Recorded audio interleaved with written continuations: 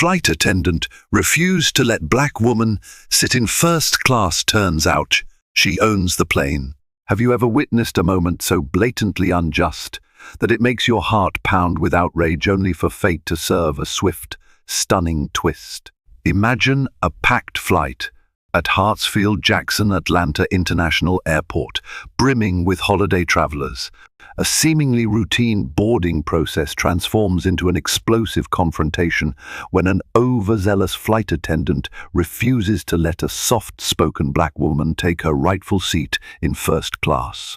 Little does anyone suspect that this elegant passenger, humble in appearance, is no ordinary flyer. In fact, she secretly owns the very aircraft they're on. What happens next will leave everyone speechless. Ella Carter stood in the crowded terminal of Hartsfield-Jackson Atlanta International Airport, the hum of announcements echoing through the cavernous space. She felt a surge of excitement for her upcoming flight to New York City, where she was scheduled to meet with her philanthropic foundation's board. Although Ella generally flew privately for business, today she had opted to travel under the radar on a commercial flight to quietly observe airline operations from an everyday passenger's perspective.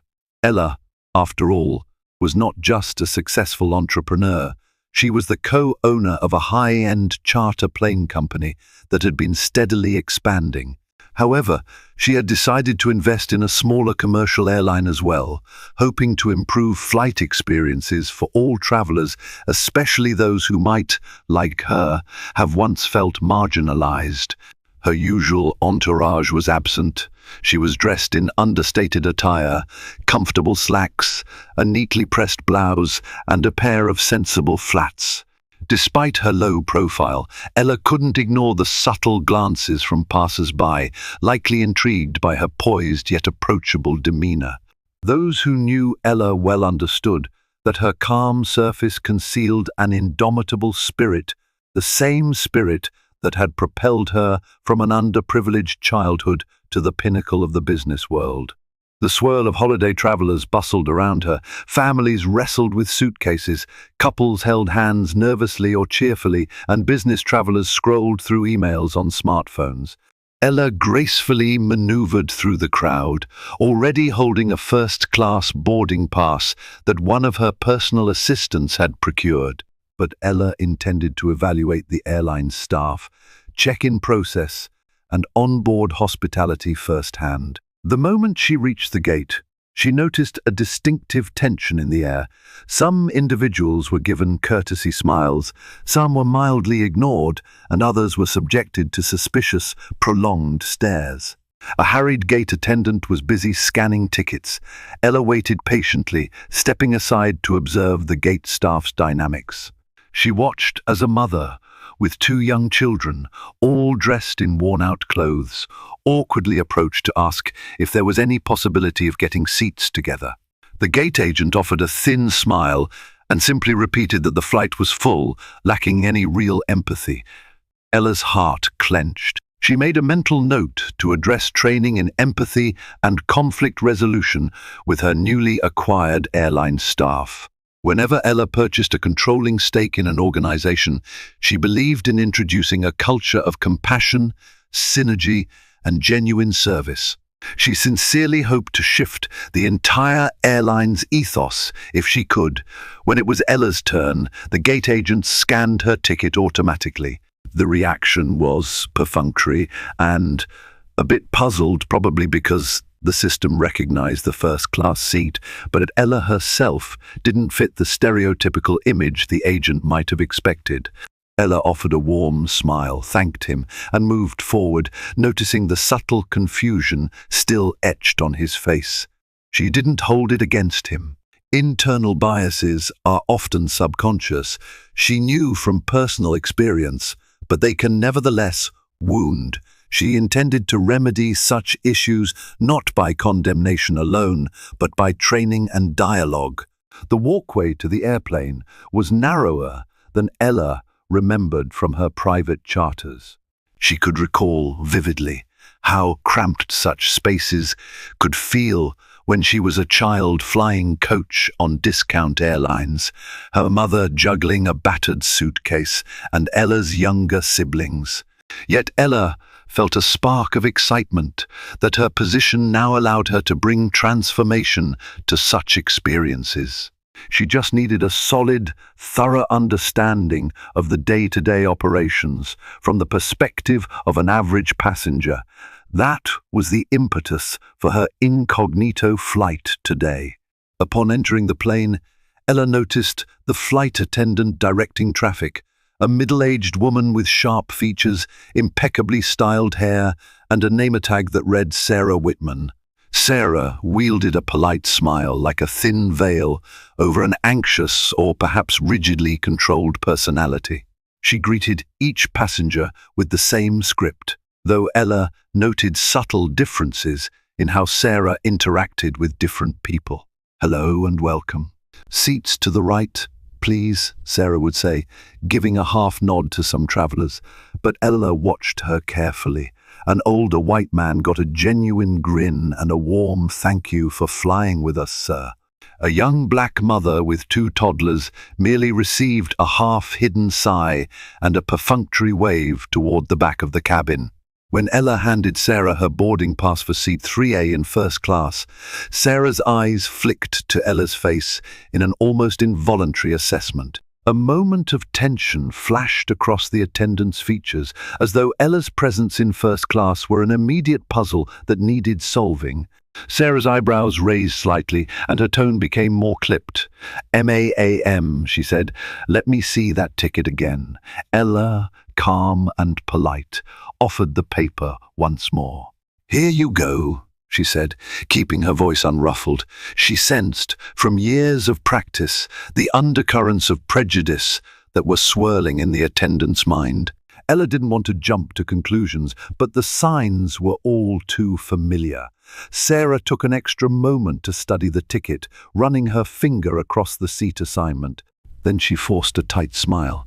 "Yes, well," she said, "we're having a slight issue with seat assignments right now. Why don't you wait in the aisle here? I need to handle some urgent matters."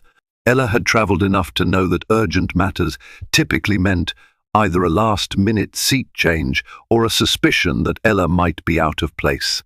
She simply nodded. "Of course," she replied, stepping aside as more passengers squeezed behind her in the narrow aisle. Some, Ella noted, cast sympathetic glances her way. While she waited, Ella scanned the first-class cabin.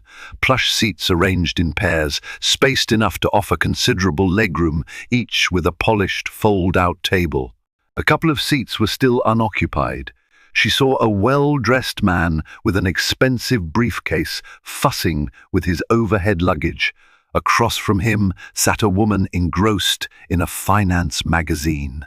The rest of the seats were a mix of casual business travelers and a few vacationers who had splurged on premium tickets. None of them seemed to notice Ella's predicament, or if they did, they didn't appear willing to intervene. Sarah returned with a more resolute expression. "There's been a bit of a misunderstanding," she told Ella. "We'll need you to move to a seat in the main cabin. We're overbooked in first class." Ella blinked, her expression open but firm. "I was assigned seat 3A, and I purchased a first-class fare. Could you verify if there really is an overbooking issue, or if it's just a matter of re-checking your seat assignment system?" Sarah's lips pressed into a thin line. "Ma'am, we have an important passenger who needs that seat. We're asking for your cooperation. It's standard procedure in these cases to seat first-class passengers by priority, and we have a top-tier flyer who just came aboard. I appreciate your understanding. You can follow me, please." Ella gazed at Sarah, feeling that old sting of prejudice slice through her chest. However, Ella had come here to observe the airline's failings and to see how best to rectify them. If she revealed her identity too early, she might undermine the authenticity of her learning experience. Yet she also believed in standing up for herself. For now, Ella opted to push back politely, in her calm but unwavering manner. "I understand you have an overbooking policy," Ella said, but is there a reason it has to apply to me? Couldn't we instead ask for volunteers to move to the main cabin, possibly with compensation? Sarah's eyes flashed with impatience. If you can't cooperate, we'll have to involve higher authorities. We have a timeline to maintain, and we can't hold the flight for seat disputes. Now, please move, or I'll have to notify the captain. A hush began to settle among nearby passengers. Ella noticed the cluster of eyes turning toward her. She weighed her options. While she wanted to keep her cover, she also didn't want to simply capitulate to what felt like blatant discrimination.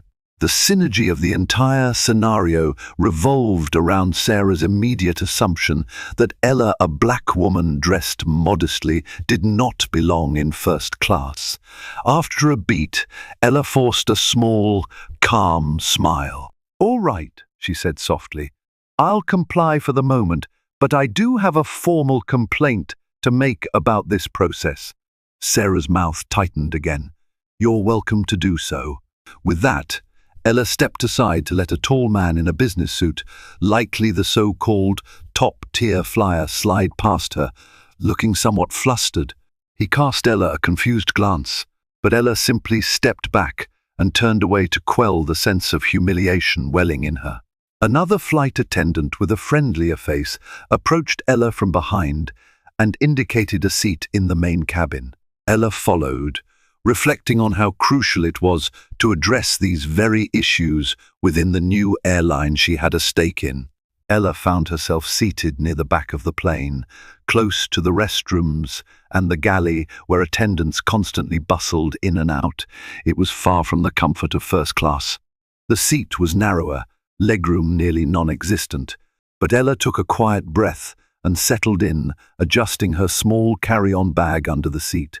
If she were a typical passenger, she might feel anger or shame at being booted from her rightful seat in such a humiliating manner. Ella, however, possessed a reservoir of composure honed through years of adversity. Her thoughts drifted to her childhood in Atlanta's tough neighborhoods. As a child, Ella had often felt overshadowed, her aspirations drowned out by the daily struggles of her working-class family. In a home with 3 siblings and a single mother holding down multiple jobs, Ella learned early on that society often judged her by her skin color, her environment, and her lack of resources. Teachers, bus drivers, store clerks, many brushed her aside or failed to see her potential, yet Ella had refused to let those assumptions define her. She remembered her first successful entrepreneurial venture, a youth-run car wash in the summer of her high school sophomore year. With borrowed hoses and sponges, Ella organized local teens to wash cars at bargain prices, splitting profits fairly among the group. The neighborhood had never seen anything like it, and Ella's sense of leadership blossomed.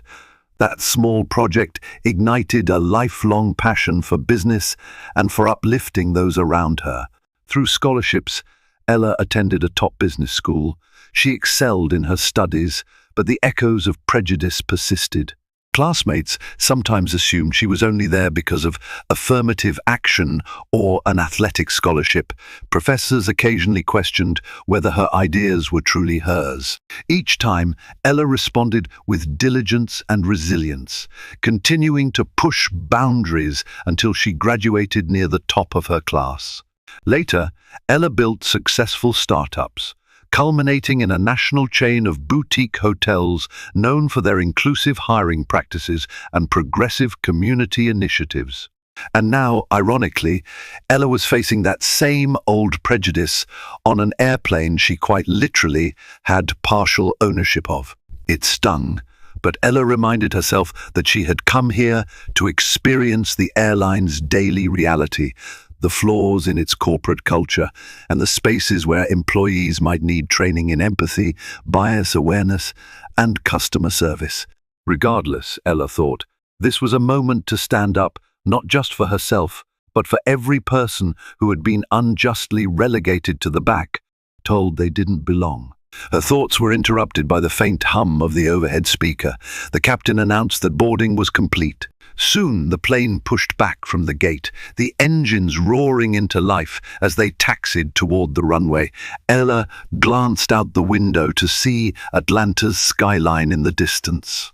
She exhaled and prepared herself for what she suspected would be a pivotal flight, and not just for her own future decisions, but for the airline itself. The aircraft climbed steadily, piercing through layers of clouds until the seatbelt sign blinked off. Passengers began shifting around. Some rummaged in overhead bins, others reached for the in-flight magazines. Flight attendants started their beverage service. Ella soon spotted Sarah making her way down the aisle, a polite but terse smile fixed on her face. She was offering cups of water and soda to each row. As Sarah approached Ella's row, Ella noticed a bit of hesitation in the attendant's posture, like she recognized Ella from earlier, but wasn't certain how to handle the lingering tension. Indeed, Ella could sense Sarah's discomfort.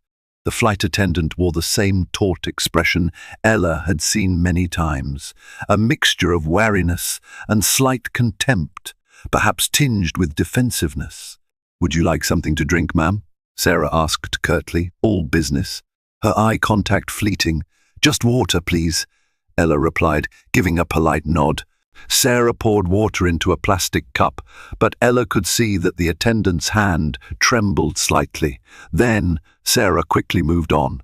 After that, Ella watched Sarah interact with a row of college students behind her, and Ella was struck by how the attendant's tone changed, entirely becoming lighter, friendlier.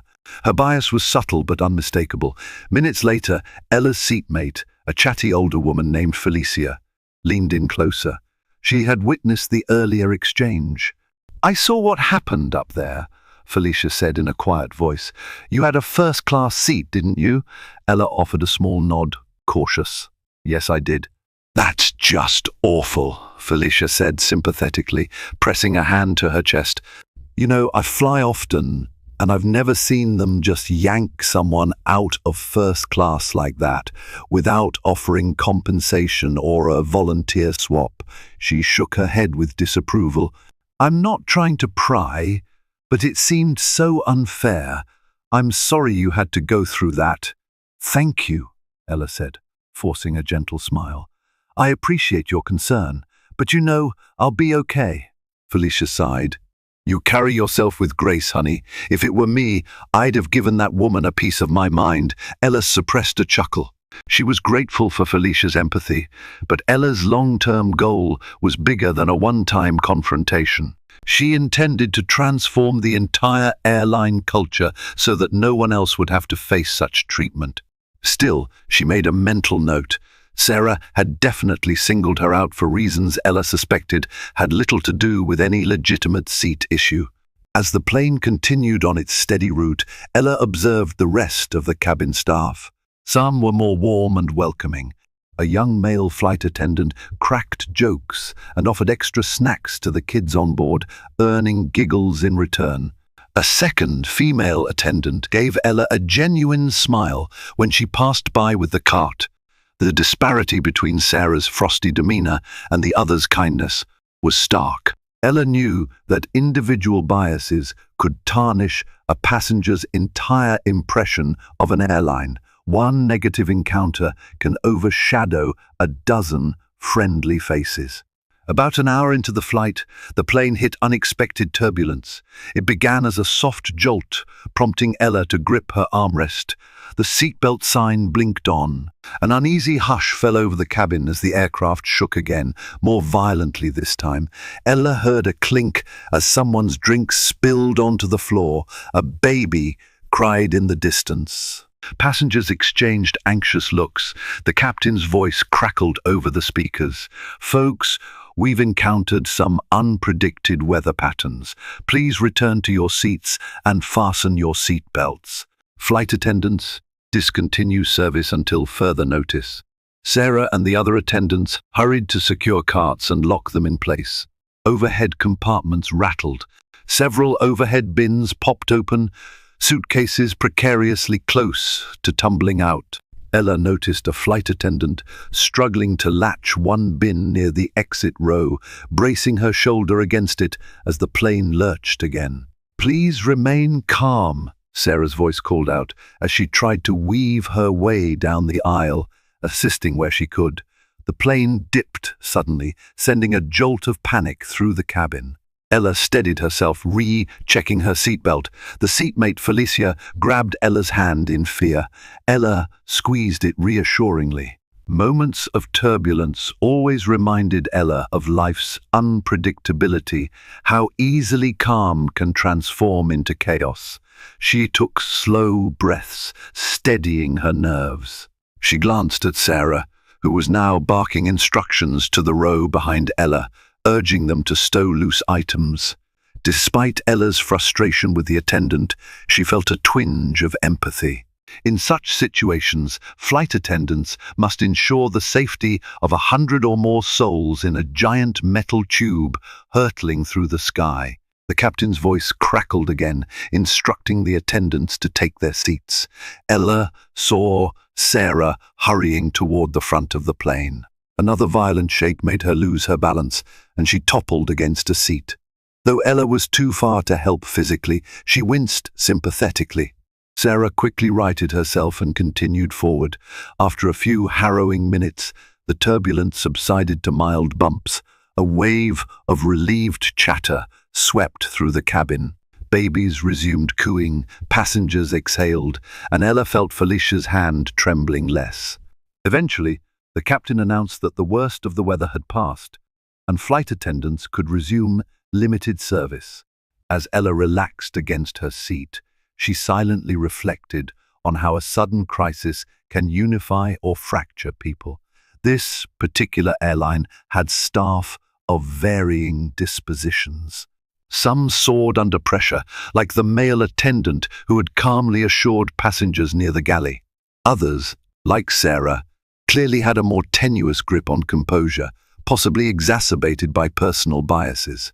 An hour later, the flight was again on a smooth course, and the attendants resumed normal service. The cabin smelled faintly of freshly brewed coffee as they served beverages. Ella was still somewhat tense from the turbulence, but she welcomed the sense of normalcy returning. Suddenly, Ella noticed a stir at the front of the cabin.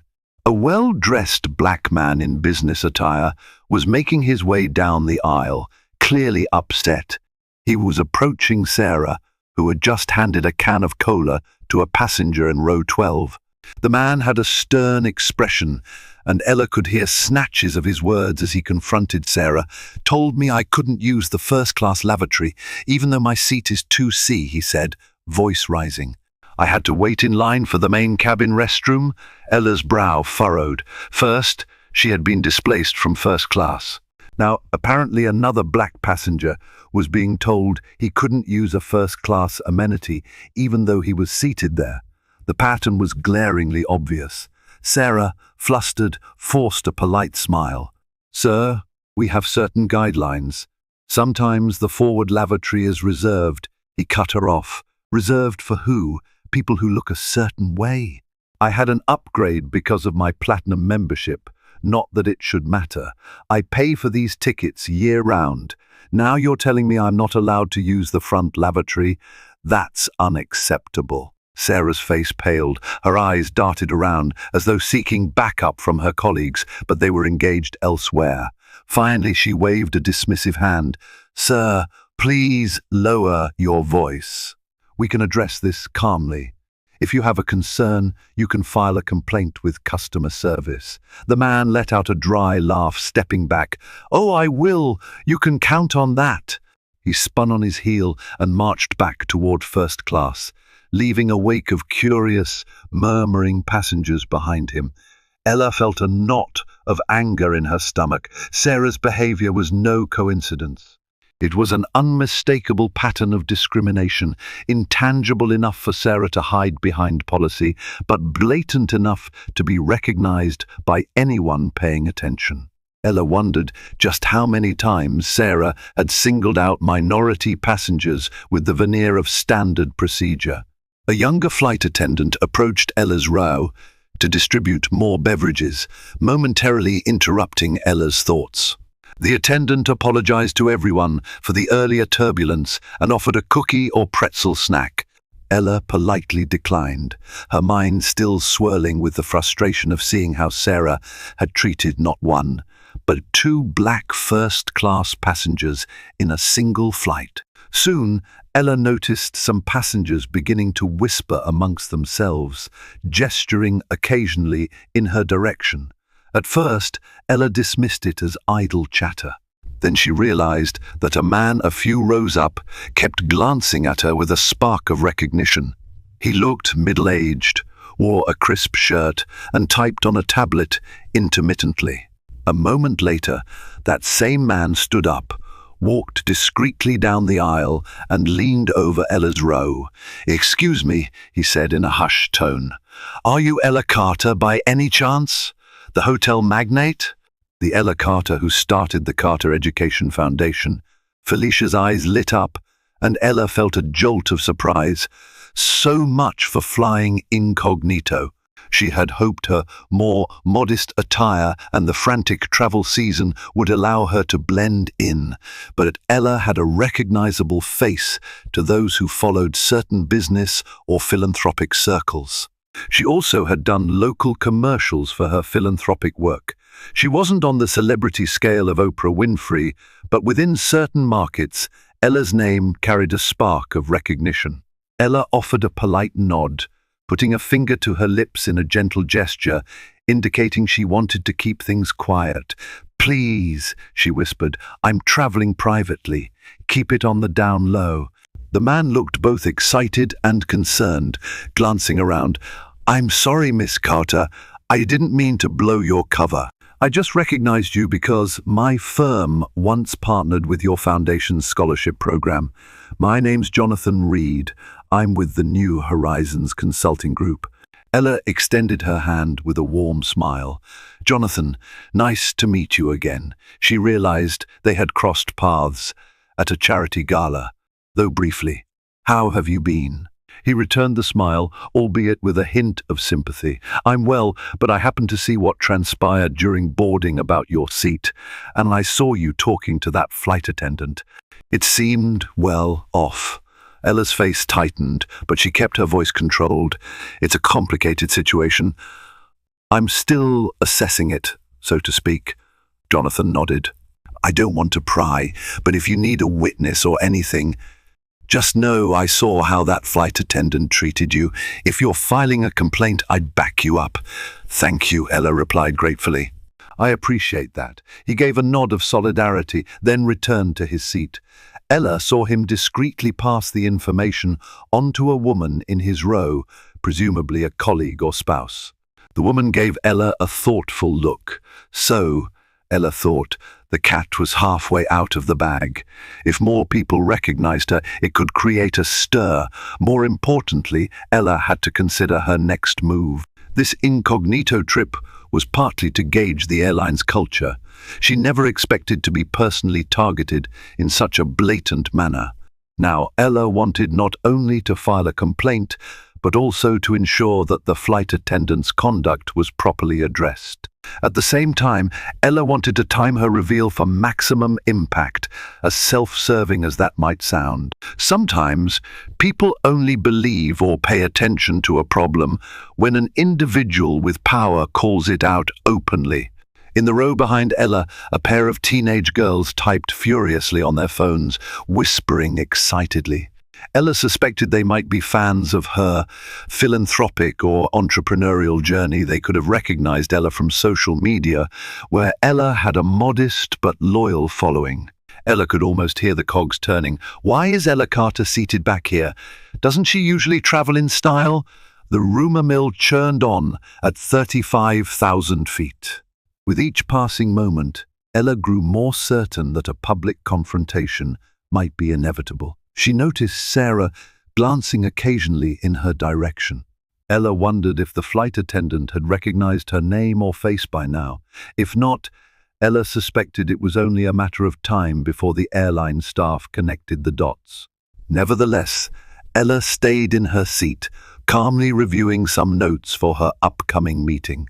She was due in New York to finalize the details of a substantial donation to an inner-city youth mentorship program. The philanthropic efforts Ella championed were near and dear to her heart, especially given her upbringing. She had never lost sight of where she came from or the barriers she faced. Instances like this only reminded her of the deeply ingrained prejudices still lurking in society. A short while later, Ella sensed movement near her shoulder. She looked up to see Sarah standing in the aisle, arms crossed over her navy blue uniform, lips pressed into a thin line. "Miss Carter," Sarah said stiffly, "could I speak with you privately near the galley?" Ella lifted an eyebrow, exchanging a brief look with Felicia, who pursed her lips in concern. "Of course," Ella said. She rose, carefully maneuvering out of her seat and following Sarah toward the back of the plane. Several heads turned to watch them go, curiosity evident in their expressions. In the cramped galley space, Sarah's expression flickered between apprehension and defiance. She kept her voice low. "I realize now that you have a high profile," she began, choosing her words carefully. "Some passengers recognized you as Ella Carter, the businesswoman?" Ella nodded calmly, crossing her arms. She had expected this conversation, but Sarah's posture suggested defensiveness rather than remorse. "That's correct," Ella said. "I do have a background in business, among other things." Sarah glanced around to ensure no one else was within earshot. "Look, I had no idea who you were when you boarded. The seat reassignments were standard. I was just following protocol." Ella took a slow breath, meeting Sarah's gaze. "Were you? Because it looked a lot like you targeted me specifically, and then you targeted another black passenger in first class, telling him he couldn't use the forward lavatory." Sarah tensed, her cheeks coloring. There was a request from a regular passenger with top-tier status. He needed a seat in first class. We had to make room, and your seat was the only one we could change. She paused, then added, "As for the lavatory, we discourage people from the back coming forward." Ella cut in quietly. "He wasn't from the back, he was in 2C. So that explanation doesn't hold water." Sarah's face paled. She exhaled, adopting a more pleading tone. "Miss Carter, I'm just doing my job. I have a family to support, and I can't afford to lose my position. If you have an issue, talk to management, but please don't make a scene and get me fired. You don't know how hard it is to..." Ella felt a swirl of conflicting emotions. She despised how Sarah was twisting the narrative, yet Ella also understood that many people lash out or discriminate from a place of deeply ingrained biases they might not consciously acknowledge. Ella responded quietly but firmly. "Sarah, the only reason we're having this conversation is because of how you treated me and other passengers. I'm not here to get you fired. I'm here because I care about fairness and equity values that I want this airline to uphold. I want you to be aware of how your actions come across." Sarah's eyes flicked with anger. "Well, maybe you should consider how easy it is for you to talk about fairness and equity from your position of privilege," she said bitterly. "You're Ella Carter, multi-millionaire, a big shot. You can have a private jet if you want. Why are you even on a commercial flight in the first place?" Ella stared at her, momentarily taken aback by the attendant's audacity. She measured her words carefully. "I flew commercial today to see, firsthand, how passengers are treated.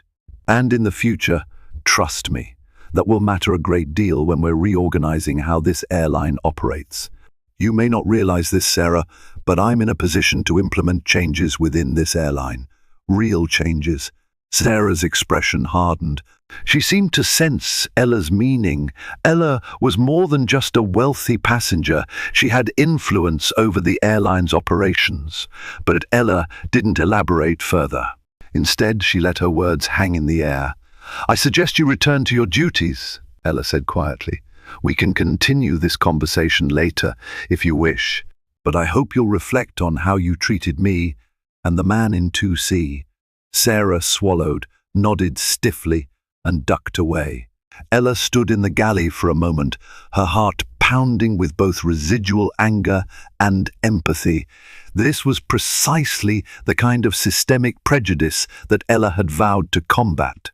It seemed her incognito trip had become more personal than she anticipated.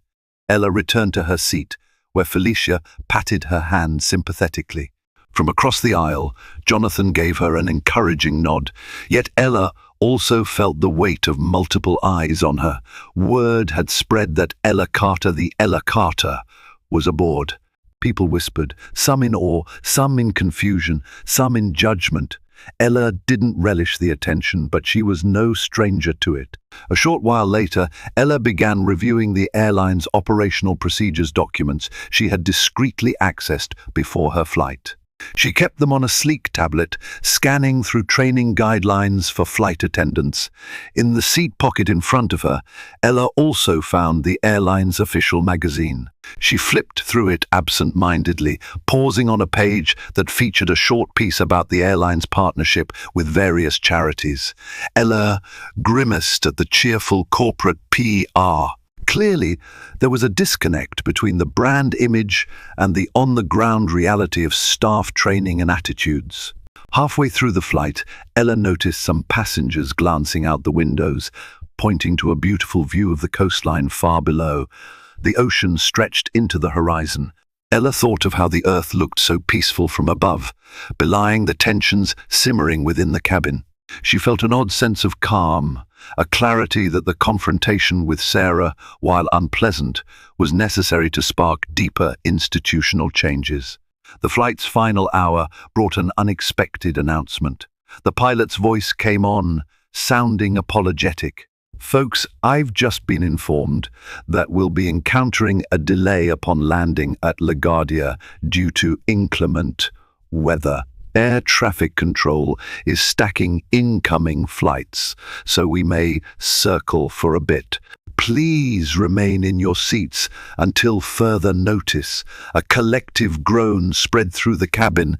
Ella sighed, mindful that her philanthropic board meeting was time-sensitive. But she texted her team using the plane's Wi-Fi to let them know about the delay. By the time Ella finished her messages, she noticed that Sarah was no longer the flight attendant handing out refreshments in the cabin. Another attendant had taken over. Ella wondered if Sarah had retreated to the front or stepped aside for a break, or perhaps she had realized that Ella was more influential than she initially thought.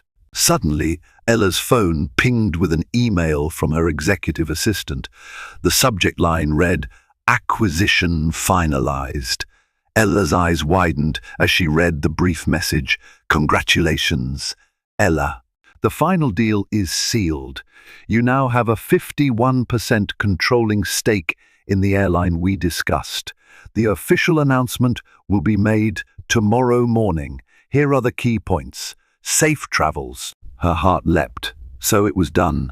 Ella had spent months negotiating with the airline's board and investors. While the official rebranding and public statement would come later, Ella was effectively the majority owner. The flight she was on belonged, in a very literal sense, to a company under Ella's leadership. That meant Sarah was not just dealing with a wealthy passenger, but with the new controlling stakeholder of her employer. Ella felt a mix of triumph and gravity. She had the power to overhaul hiring processes, staff training, and accountability measures. She could institute anti-discrimination policies with real teeth, but Ella also had the burden of leadership. If she handled Sarah's situation poorly, it could create a chilling effect among the staff, or it could appear tyrannical. Ella believed in second chances provided the individual showed genuine remorse and willingness to change. The plane began its descent into New York after a protracted holding pattern. Rain-slicked clouds whipped past the windows, and the runway lights of LaGuardia eventually appeared below. The plane bumped as it touched down on the wet tarmac, drawing gasps and relieved sighs from passengers. Soon, the aircraft taxied toward the gate. As passengers stood to retrieve their overhead luggage, Ella remained seated, letting the crowd shuffle past. She had only a small carry-on bag anyway. She noticed some people casting furtive glances at her. Felicia gave Ella a warm smile, wishing her good luck in her endeavors. Jonathan Reed paused to say, "I'm sorry about the ordeal, Miss Carter. Let me know if you need anything from a legal standpoint or witness statement. I have your foundation's contact info." Ella thanked him, touched by the solidarity of strangers. Once the aisles were less congested, Ella stepped into them, preparing to exit. When she reached the front, she saw Sarah huddled near the cockpit door with another flight attendant. Sarah averted her gaze as Ella approached. Ella nearly kept walking, but something compelled her to stop. She cleared her throat, addressing Sarah directly. "Sarah, I just want to say I hope we can talk again under better circumstances." Sarah looked torn between defiance and worry. She forced a small nod. "Yes, Miss Carter," she murmured. "Have a good day." Ella offered no further comment. She proceeded out the aircraft door into the jet bridge, feeling the cool draft of air from outside. Each step resonated with the knowledge of what was to come.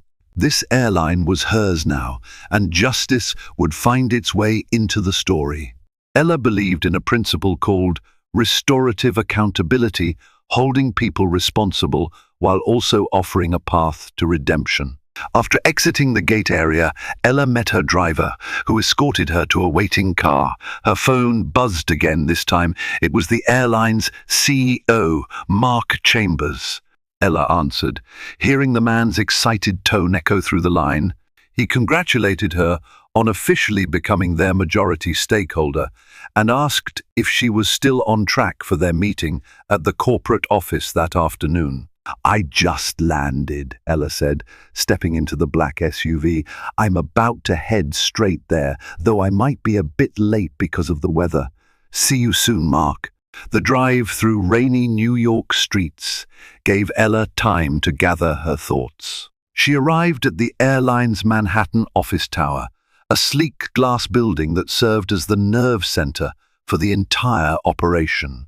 Ella was greeted with deference by staff who recognized her from a distance. Mark Chambers, a tall man with a polished aura, met Ella at the elevator, offering a handshake and a wide grin. "Ella, so glad you're here," he said, leading her through corridors lined with portraits of planes and corporate achievements. "It's official. You're the new majority owner. We've been drafting the reorganization plans. I can't wait to finalize them with you." They entered a spacious conference room overlooking the city. Several board members and top executives stood as Ella arrived, extending polite smiles. Ella took a seat at the head of the long table, quietly acknowledging the shift in power dynamics. Not so long ago, Ella was the one hoping for a chance to prove herself. Now, she commanded respect in a room of seasoned executives. After a round of formalities, Mark cleared his throat. "Ella, I understand you just flew in on one of our planes. How was the experience?" A hush descended on the room. Ella could sense everyone's curiosity. She cast a calm, measured gaze around the table. "Honestly," she said, "the flight highlighted several deficiencies in our customer service approach, especially around unconscious bias and discrimination." Murmurs rippled through the group. Mark sat up straighter, looking concerned. "Would you care to elaborate?" Ella recounted the events in detail. The flight attendant's refusal to let her remain in first class despite holding a valid ticket, the incident with the other passenger regarding the lavatory, and Sarah's general attitude. She emphasized that while she believed in accountability, she also recognized systemic issues. "I'm not out for revenge," Ella concluded. "I want to ensure that no passenger faces discrimination based on assumptions or prejudice. We must overhaul our training and disciplinary protocols." A board member with silver hair spoke up, looking troubled. "Miss Carter, that's appalling. We're deeply sorry you experienced that. Rest assured, we'll take swift action." Ella folded her hands on the table. "Yes, let's address this carefully, though. We need clear policies and a consistent approach to rectify the culture. Individual incidents might be the symptom, not just the cause." Over the next week, Ella juggled multiple meetings to establish her vision for the airline. She appointed a new director of diversity and inclusion to revamp the training curriculum for flight attendants and all frontline staff. She directed the HR department to create safe channels for employees to report discriminatory behavior, whether by colleagues or passengers. Ella even suggested forming a passenger liaison team to handle onboard disputes with compassion and fairness. Press releases soon hit the news. Ella Carter, now majority owner of Skyway Horizons Airline, read the headlines. The official statement included Ella's pledge to improve passenger experiences across all cabins, from economy to first class. Journalists clamored for interviews. Ella obliged in a calm, composed manner, citing a personal commitment to bridging racial and socio-economic divides in air travel. Behind the scenes, Ella requested a meeting with Sarah Whitman. The airline's leadership had already suspended Sarah, pending an investigation into passenger complaints, both Ella's and the man from seat 2C. Ella insisted on a face-to-face discussion, wanting to gauge Sarah's perspective and whether she was capable of genuine change. They arranged the meeting at the airline's HR office. Ella waited in a brightly lit conference room with glass walls, taking deep breaths to maintain composure. Though Ella had faced discrimination countless times in her life, confronting it this directly still stirred emotional pangs. Soon the door opened. A timid Sarah walked in, escorted by the HR manager. She looked nervous, eyes darting around. Ella gestured for her to sit. "Sarah," Ella said softly, "thank you for coming." Sarah nodded, swallowing hard. "Miss Carter," she murmured, voice shaking. "First, let me say I'm sorry for what happened on the flight." Ella took a moment, studying Sarah's face. Remorse flickered there, but Ella couldn't tell if it was genuine or simply fear of consequences. "I appreciate that," Ella replied. "I'd like to understand your side. What led you to believe you had the right to bump me out of first class and then later confront another black passenger about using the first class lavatory?" Sarah's eyes filled with tears, but Ella wasn't entirely sure if they were tears of sorrow, shame, or resentment. The flight attendant spoke haltingly. I was overworked, anxious." A top-tier passenger demanded a seat. "I was told by my supervisor that he outranked certain other passengers, and I guess I panicked. I singled you out." "And the passenger in 2C, I don't know, I just had a moment of confusion. She let out a ragged breath. "I suppose I made assumptions." Ella's voice remained even. "Were those assumptions tied to the color of our skin?" Sarah's gaze dropped to the table. "I don't want to believe that about myself. I'm not proud of what I did. But I suppose it's possible I let certain biases influence my decisions." The HR manager stepped in calmly. "Sarah, you understand that discriminatory behavior is a serious violation of our code of conduct.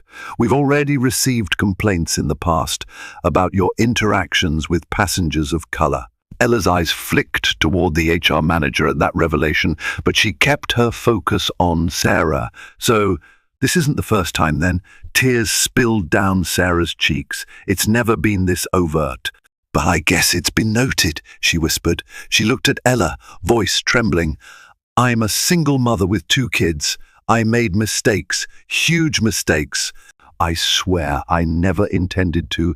Ella studied Sarah's downcast expression. She felt the tension in the room, the weight of a decision that could derail or redeem a life. Ella believed in accountability, but she also believed in the power of second chances if accompanied by genuine remorse and a commitment to change. Ella exhaled, pressing her fingertips together. Sarah, the new policies will require mandatory training for all flight staff, covering bias awareness, conflict resolution, and empathy. This is non-negotiable. If you choose to return to work assuming HR approves, it will be contingent upon your active participation and successful completion of these programs. Do you understand? Sarah nodded quickly, tears still glistening. Yes, absolutely. Ella's gaze hardened, but not with cruelty, rather with resolute seriousness. Any further complaints of discriminatory behavior will lead to immediate dismissal. I'm also expecting you to apologize to the other passenger who filed a complaint, publicly or privately as he prefers. I'm giving you an opportunity to stay employed, but it comes with conditions. Sarah's shoulders shook as she released a shaky breath. Thank you, she said softly. I don't know how to thank you. Ella gave a curt nod. Your thanks is best expressed by changing how you treat people on the job. Show me through your actions. The HR manager gently placed a hand on Sarah's file. We'll formalize these conditions and schedule your training, Sarah. You're on probationary status for 90 days. If you pass that period with no further incidents and complete all training, you can continue your employment with a clean slate. Sarah nodded fervently, standing on unsteady feet. She gave Ella a fleeting look filled with a mixture of gratitude and shame. Then she quietly left the room, the HR manager following behind. Ella remained seated, her mind churning. She had just extended mercy to a woman who had demeaned her publicly, purely out of prejudice. But Ella recognized that firing Sarah might only perpetuate bitterness without healing. If Ella's goal was to truly change hearts and minds within the airline, this was the path she must walk, one that blended accountability with compassion. Days turned into weeks. News of Ella's flight experience and her policy reforms spread within the airline. Employees buzzed with discussions on the new training sessions and Ella's strong stance against discrimination. Many applauded Ella for tackling an issue that had long simmered under the surface. Some were wary, concerned that new guidelines might lead to micromanagement. But Ella assured them the goal was not to punish mistakes, but to foster an environment where staff could thrive and serve passengers without bias. Sarah's case became a cautionary tale. Flight attendants whispered about the close call she had. Some criticized Sarah's behavior, while others felt Ella had been lenient. Ella didn't mind the chatter. The important thing was that an example had been set. The airline was on notice that the old ways, the biases, would no longer be tolerated. Meanwhile, Ella continued her philanthropic work, seamlessly integrating it with her new role. She launched a scholarship initiative for aspiring young aviation professionals from underrepresented backgrounds, forging partnerships with flight schools and engineering programs. The airline pledged to hire a significant percentage of these scholarship recipients as interns and trainees. Ella's mission was clear: to reshape not just the airline's culture, but to address the broader inequalities that kept certain groups from accessing opportunities in aviation. 2 months later, Ella was scheduled to appear at a major corporate event for the airline, the official rollout of a new brand identity. The company had decided to rename itself Skyway Horizons to symbolize new beginnings and an open, inclusive future. Ella was the keynote speaker at the unveiling ceremony in a spacious airport hangar, with the airline's newly painted plane as the backdrop. Executives, media, and select employees gathered for the big moment. Ella stood on a stage, speaking passionately about the airline's commitment to fairness, innovation, and empathy. Cameras flashed. Applause echoed through the hangar. Ella felt a rush of gratitude for how far she had come and how far the airline still had to go, but at least it was on the right path. After the speech, Ella descended the stage and mingled with guests. She chatted with journalists, answered questions about her philanthropic goals, and posed for pictures with scholarship recipients. Eventually, she spotted Sarah standing near the back of the crowd, in uniform, looking uncertain. Ella excused herself from a conversation and approached the flight attendant. Sarah's eyes flickered with both apprehension and relief. "Miss Carter," she greeted. Ella offered a measured smile. "Sarah, how are you?" Sarah smoothed her uniform skirt nervously. "I've completed the training," she said quietly. It was eye-opening. I realized how often I let my own biases slip into my work without even noticing. I wanted to say, "I'm truly sorry for any pain I caused you and the other passenger. I've also apologized to him. He was gracious enough to accept it." Ella nodded, letting a brief silence pass.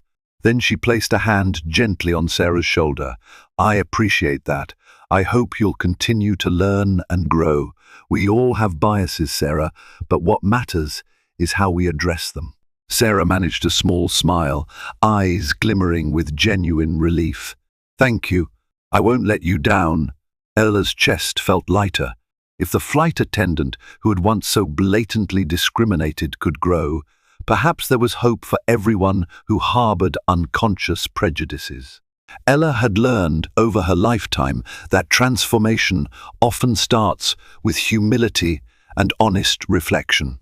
In the following weeks, Ella continued to travel frequently, sometimes by private jet, other times on commercial flights, to see the real-time impact of the new policies. She heard passenger stories about improved service, witnessed flight attendants going the extra mile to ensure comfort. A few employees confided that Ella's presence brought them renewed motivation, knowing their airline was now led by someone who had experienced hardships firsthand and cared about their well-being. Finally, one crisp morning, Ella prepared to board another Skyway Horizons flight from Atlanta back to New York. This time, she was traveling for a major philanthropic gala. Dressed in a sleek but unpretentious pantsuit, Ella approached the gate, scanning her phone's digital boarding pass. The agent recognized her name but simply smiled politely and directed her toward the plane. No fuss, no drama, just professional courtesy. When Ella stepped onto the aircraft, she was greeted by a flight attendant, a new hire, Ella guessed, because of the bright eagerness in her eyes. "Welcome aboard, Miss Carter," she said warmly. "We're so happy to have you with us." Ella thanked her. She made her way to the first-class cabin, feeling a wave of nostalgia for the day she had been denied this very seat. But now times had changed. The seats were the same plush leather, the overhead compartments just as spacious, yet the atmosphere felt different, lighter, more welcoming. She settled into her seat, adjusting her bag, and exhaled contentedly. Minutes later, to her mild surprise, who should appear but Sarah Whitman, wearing the same crisp uniform, her name tag pinned with pride. She was assigned to the first-class cabin today, and Ella felt a twinge of curiosity about how the dynamic would play out. Sarah approached, posture confident but respectful. "Good afternoon, Miss Carter. Would you like a pre-flight beverage? Champagne, perhaps, or sparkling water?" Ella offered a warm smile. "Sparkling water would be lovely, thank you." As Sarah departed to fetch the drink, Ella couldn't help but reflect on the extraordinary arc of their relationship. Months ago, Sarah had refused Ella's rightful seat in first class. Now, Ella was seated comfortably, served by a reformed attendant who recognized Ella's role but treated her not just as a VIP, but as a fellow human deserving of respect. The transformation was profound. When the flight took off, Ella gazed out the window at the receding Atlanta skyline. She thought about the concept of karma, how life has a way of balancing the scales. Sarah had faced the risk of losing her job. Ella could have fired her outright, but Ella chose a path of accountability and compassion. As a result, Sarah learned an invaluable lesson and retained her livelihood, becoming hopefully an ally in Ella's mission for change. True karma, Ella mused, isn't just about punishment. It can be about offering the chance for redemption, seeing if the other person can rise to the occasion. If Ella had used her power only to mete out revenge, perhaps Sarah would still be steeped in resentment, even blaming Ella for her downfall. Instead, Ella gave Sarah the opportunity to confront her prejudices and hopefully become a better person. The flight crew performed impeccably. Smooth beverage service, friendly smiles, genuine care for passenger comfort. Ella smiled to herself. This was the airline she had envisioned when she first decided to invest, an airline that valued every traveler's dignity, bridging differences with empathy and respect. The seatbelt sign blinked off, and Ella reclined her seat, indulging in a rare moment of relaxation. The plane soared above the clouds, pointing toward a horizon of possibility. Thank you for joining me on this dramatic and inspiring journey of transformation. Ella Carter's story reminds us that, regardless of our background or status, we all deserve respect and compassion. It also demonstrates the power of leadership and second chances. One decision grounded in empathy can turn a moment of injustice into a catalyst for profound, lasting change. If you found this story moving, enlightening, or simply entertaining, please take a moment to like this video, share it with your friends, and subscribe to the channel. By doing so, you'll help spread empowering narratives that encourage unity and understanding in our everyday lives. And remember, each of us can make a difference, whether as a business leader or a regular passenger. We have the power to challenge discrimination and uplift others. Thank you again for watching, and stay tuned for more riveting stories.